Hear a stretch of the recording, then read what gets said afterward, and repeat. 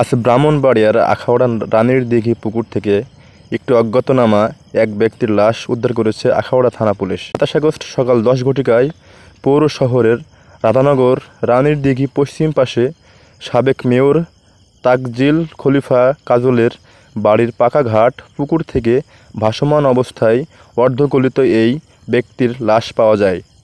এলাকাবাসী বলেন, ফাঁসি দিয়ে মারা গেলে কখনোই জিহ্বায় কামড় লাগে না। এছাড়াও থানা পুলিশ সূত্রে জানা যায়, সকালে পুকুরে ভাসমান এক ব্যক্তির মরদেহ ভাসতে দেখলে স্থানীয় একজন পুলিশকে খবর দিলে পুলিশ গিয়ে লাশ উদ্ধার করে থানায় নিয়ে আসে। মৃত ব্যক্তির বয়স আনুমানিক ৫৫ হবে। তার পরনে লুঙ্গি ও পাঞ্জাবি ছিল।